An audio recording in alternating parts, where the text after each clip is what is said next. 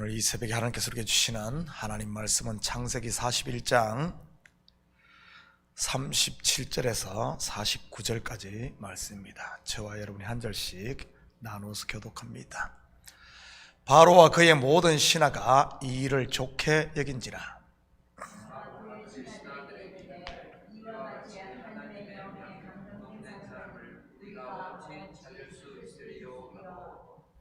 요셉에게 이르되 하나님이 이 모든 것을 내게 보이셨으니 너와 같이 명철하고 지혜 있는 자가 없도다.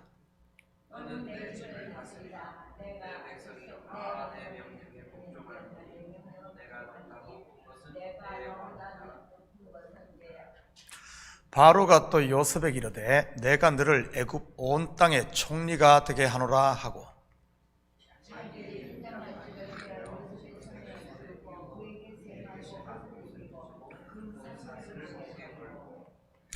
자기에게 있는 버금술에 그를 태우매 무리가 그의 앞에서 소리 지르기를 엎드리라 하더라. 바로가 그에게 애굽 전국을 총리로 다스리게 하였더라.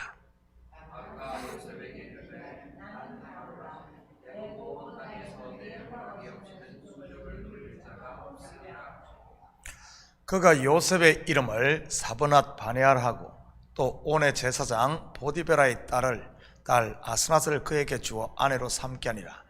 요셉이 나가 애굽 온 땅을 순찰하니라.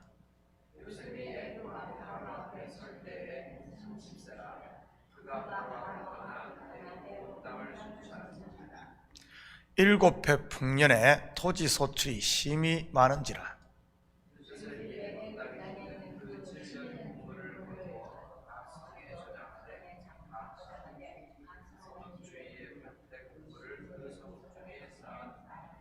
같이 읽겠습니다.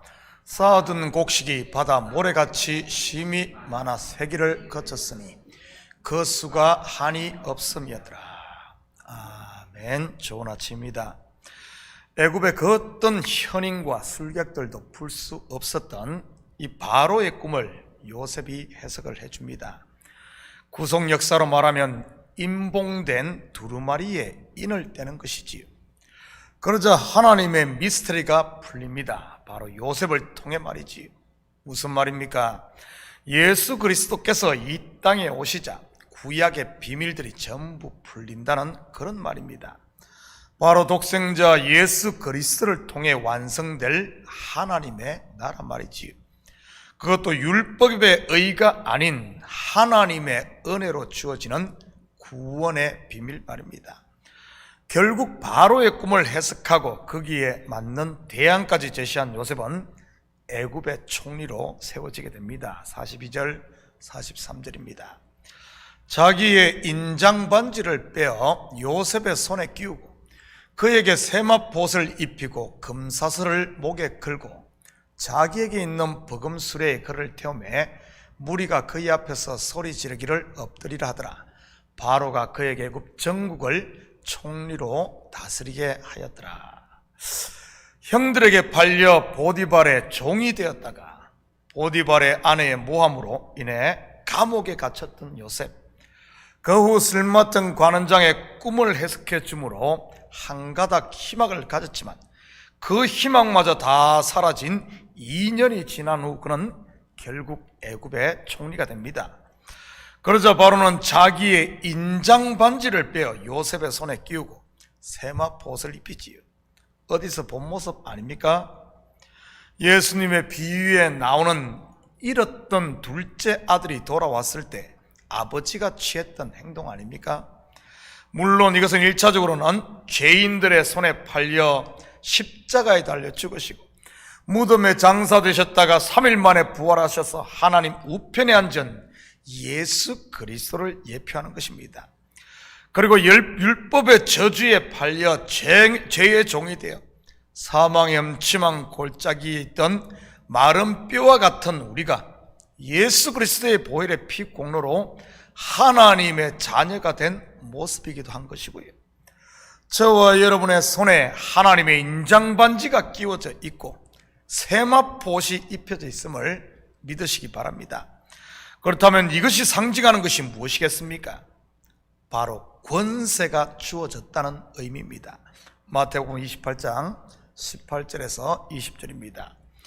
예수께서 나와 말씀하여 이르시되 하늘과 땅의 모든 권세를 내게 주셨으니 인장반지를 끼워주고 세마포를 입으셨단 말이지. 그러므로 너희는 가서 모든 민족을 제자로 삼아 아버지와 아들과 성령의 이름으로 세례를 베풀고 내가 너희에게 분부한 모든 것을 가르쳐 지키게 하라. 볼지어다 내가 세상 끝날까지 너희와 항상 함께 있으리라 하시니라.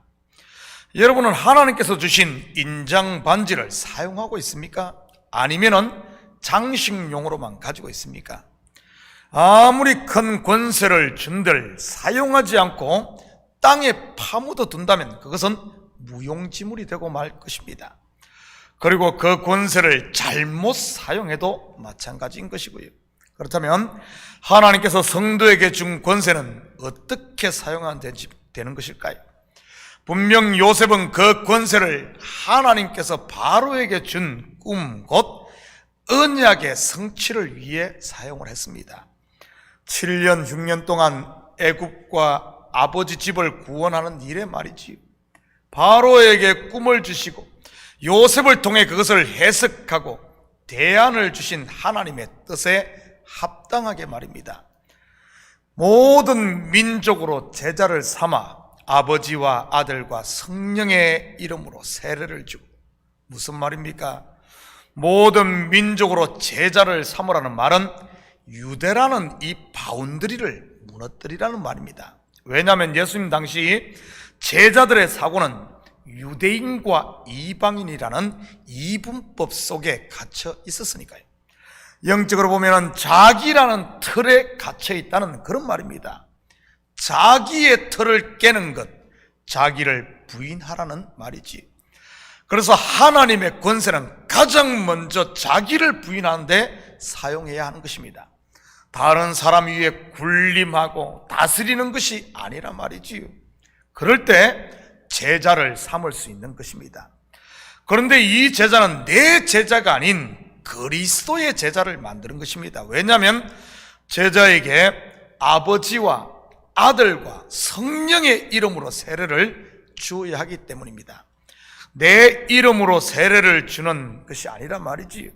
목회를 하다 보면 그런 분들을 종종 만나게 됩니다. 자꾸 자기의 종을 만들려고 하는 사람들 말이지요. 그러면 결국 어떻게 되는 줄 아십니까?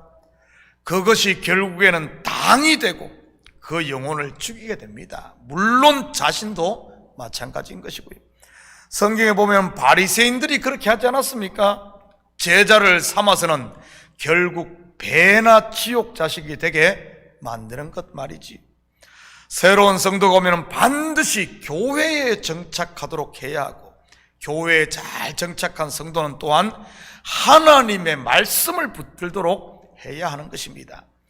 이 일에 가장 조심해야 하는 사람은 리더에 있는 사람들이고요. 물론 그 중에서도 목사가 가장 조심해야 하는 것이고요.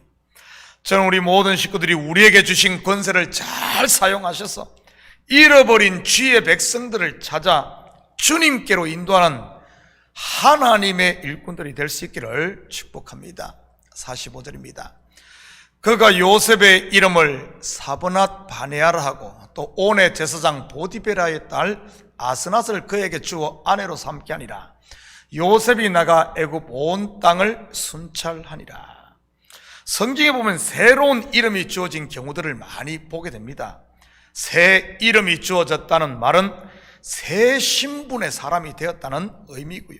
그렇다면 요셉에게 주어진 새 이름 사브낫 바네아는 하나님이 말씀하시니 그가 살리다는 뜻입니다. 요셉이라는 이름의 뜻은요, 라헬이 그를 낳고 여호와는 다른 아들을 내게 더하시기를 원하노라 라는 말로서 더하다는 뜻입니다. 요셉이란 말은 더하다는 뜻이. 그녀의 원함대로 라헬은 요셉을 낳은 후 오른손의 아들이라는 뜻을 가진 둘째 베냐민을 낳게 됩니다. 물론 라헬은 베냐민을 낳다가 난산으로 인해 죽게 되고요. 그런데 나중에 보면 요셉이 베냐민을 애굽에 내려오게 함으로 다시 말해 더해지자 형들을 살리게 됩니다. 바로 극적인 화해를 이룸으로 말이지. 사브나 바네아 곧 하나님이 말씀하시니 그가 살린다는 뜻이지요. 물론 애굽을 7년 흉년의 굶주림으로부터도 요셉이 살리고요. 46절 47절입니다. 요셉이 애굽 왕 바로 앞에 설 때에 30세라. 그가 바로 앞을 떠나 애굽 온 땅을 순찰하니 7해 풍년에 토지 소출이 심히 많은지라. 성경에서 30은 제사장이 성전에서 제사 직무를 수행하는 나이입니다. 그래서 예수님께서 30세에 공생애를 시작하셨던 것이고요. 영적으로 이것은 요셉이 중보자로 세워졌음을 의미하는 것입니다. 그때 7년 풍년이 시작됩니다. 예수님께서 사역을 시작하셨을 때에도 영적으로 풍년 아니었습니까? 한번 볼까요? 요한복음 4장 35절입니다. 너희는 넉 달이 지나야 추수할 때가 이르겠다 하지 아니하겠느냐? 그러나 나는 너희에게 이르노니 너희 눈을 들어 밭을 보라. 희어져 추수하게 되었도다. 한 군데 더 봅니다. 마태복음 9장 37절 38절입니다. 이에 제자들에게 이르시되 추수할 것은 많되 풍년이란 뜻이지요. 일꾼이 적으니 그러므로 추수하는 주인에게 청하여 추수할 일꾼들을 보내주소서라 하시니라. 그렇다면 예수님께서 말씀하신 이것 추수하게 된 곡식은 누구를 말하는 것이겠습니까? 세리와 창녀, 병자들 곧 자기의 죄가 다 드러난 죄인들을 말하는 것입니다. 자기에게 더 이상 소망이 없음을 알기에 자기를 의지하지 않고 하늘의 도움을 기다리는 사람들 말이지. 지금이 추수 때임을 믿으시기 바랍니다. 코비드 팬데믹을 거치며 더 이상 땅에 소망을 둘 수 없음을 모두가 아는 시대, 각처의 각종 자연재해와 전쟁으로 인해 인생들의 한계가 드러난 시대, 그리고 교회적으로나 개인적으로 봐도 우리의 참 모습이 낱낱이 드러난 시대 말이지. 추수 때는 숨긴다고 숨길 수 있는 것이 아닙니다. 자연계를 봐도 그렇지 않습니까?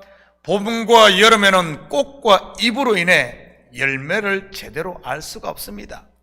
잎이 무성할 때는 열매가 가려져 잘 볼 수 없으니 말이죠. 그런데 추수의 계절 가을이 되면 어떻습니까? 잎은 떨어지고 열매만 남지 않습니까? 다 드러나는 것이지요. 예수님께서도 그 열매를 보면 그 나무를 안다고 하지 않았습니까?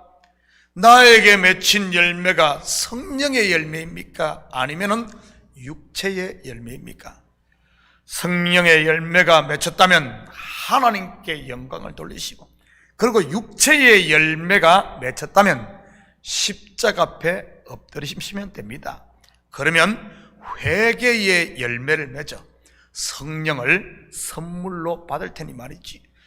사랑하는 성도 여러분, 오늘 하루도 7해 풍년의 때를 그저 보내지 마시고 부지런한 하나님의 일꾼들이 되셔서 우리에게 주신 권세로 먼저는 성령의 열매를 풍성하게 맺으시고, 더 나아가 많은 영혼들도 추수하여 하늘 창고의 싸움으로 착하고 충성된 종이라 칭찬 듣는 복 있는 삶이 되시기를 예수님의 이름으로 축복합니다. 같이 기도하십시다. 사랑의 아버지 하나님, 참으로 감사를 드립니다. 우리에게 권세를 주시고 이제는 아버지는 나라는 틀을 벗어나 제자를 삼아 아버지 하나님 하나님께 올려드릴 때인 줄을 믿습니다. 아버지 하나님, 이 하나님께서 우리에게 주신 이 지상 명령, 이것을 감당할 수 있도록 우리에게 권세를 주셨는데 이 권세를 혹시 아버지 하나님 파묻어 두고 있지는 않습니까? 아니면은 이 권세를 잘못된 자기를 위해, 욕망을 위해 쓰고 있지는 않은지 우리 자신을 점검하게 하시고, 아버지 하나님, 이제는 자다가 깰 때가 된 아버지 한 추수 때임을 기억하고 주님께서 주신 권세로 제자를 삼아 아버지와 아들과 성령의 이름으로 세례를 주고 아버지 한 잃어버린 백성들을 주께로 인도하는 데 쓰임받는 하나님의 일꾼들 다 되게 도와주시옵소서. 이 새벽도 아버지 하나님 기도하는 아버지 제목마다 주님 기억 들으시고 속히 응답하실 줄 믿사오며 이 모든 말씀 예수님의 이름으로 기도드립니다. 아멘.